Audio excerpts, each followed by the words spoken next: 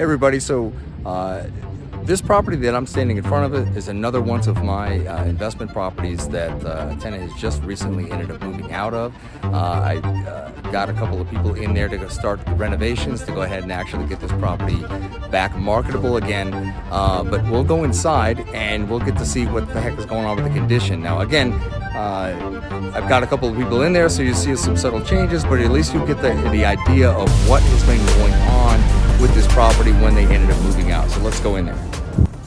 So I wanted to bring you guys into this property of mine so you guys can, again, get another example of what it's like when you've got a property that you had tenants in, and whether it was short-term or long-term, what the different types of tenants that you're gonna end up potentially dealing with, and what is gonna end up happening with the property over a long period of time. Some tenants that just completely destroy it, and you're just sitting there like grabbing your head and you're like, oh my gosh, like what the hell is this going to end up costing me to get it ready to be able to either rent it out again or to go ahead and actually put it on the market to sell. But this property overall, as you could see from some of the shots that I ended up taking, that it's not in terrible condition, but I definitely had to come through. I had to paint the entire property. I'm going to have to replace all the flooring in here, and that's going to cost a little bit of a pretty penny. The appliances in the kitchen, I'm going to go ahead and I'm going to have them all cleaned up, make sure everything is working as it should. But I'm going to go ahead and I'm going to keep all of this, the stove, the refrigerator, the dishwasher. I'll have a professional cleaner come through and clean this entire place, but I will point out some of the things that are, you know, one of those situations where you're like, oh my gosh, what are the things I'm gonna find that are gonna be potentially nightmarish? And you can see, I mean, one of them right here, it's like, why? You know, this is a pantry, a simple pantry.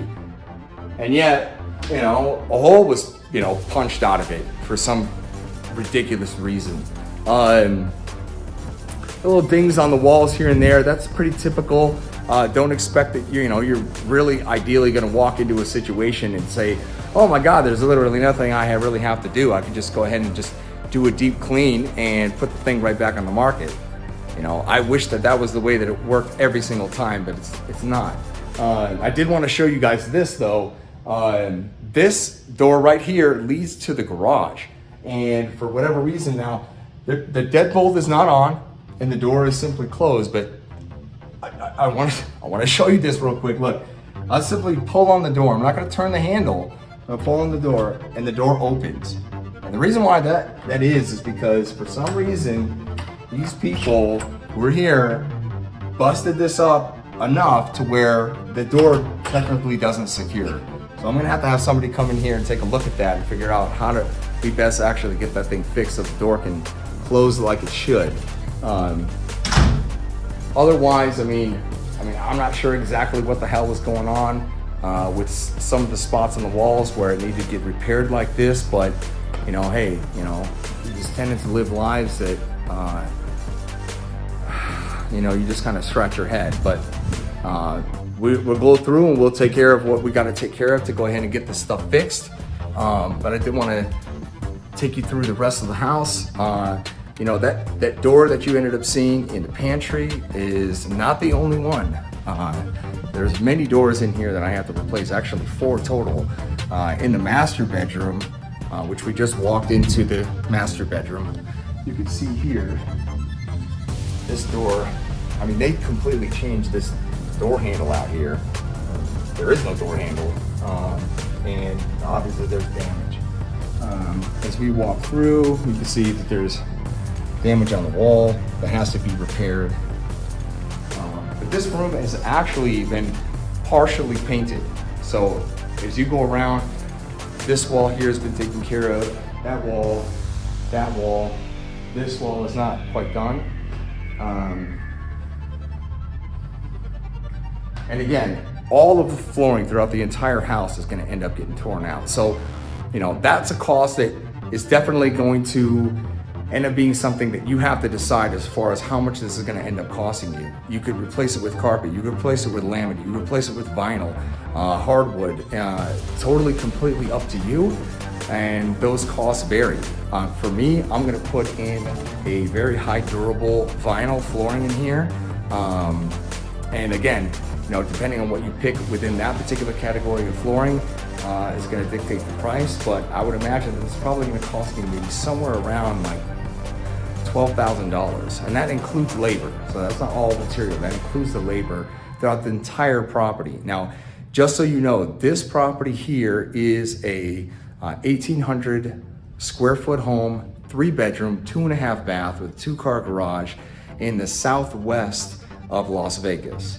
So the house was built in 2006, and you know, even though we walk through here and you just see some things are cringeworthy, generally this is still relatively okay condition. This is one of the walk-in closets in the master bedroom, and the door, fortunately, is not damaged. It's just been taken off.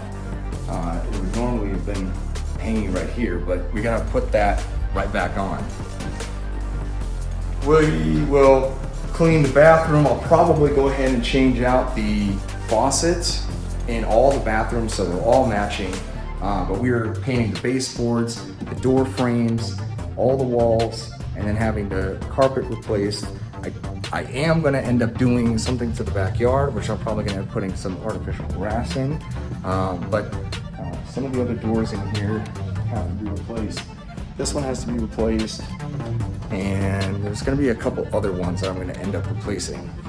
But I might end up changing some light fixtures out. Some of them are pretty old, and you just wanna freshen the place up. That's another relatively inexpensive thing to do to make a property just look just that much better. So definitely something that if you were considering getting into a rental property and you had some, you're like, hey, I want to make some subtle changes, changing out some light fixtures, maybe changing out a fan, inexpensive way of changing the feel of a room. But paint is one of the cheapest things. Now, I've been working with the painter on previous properties that I own, and this guy is really good. Hence the reason why I'm using him again.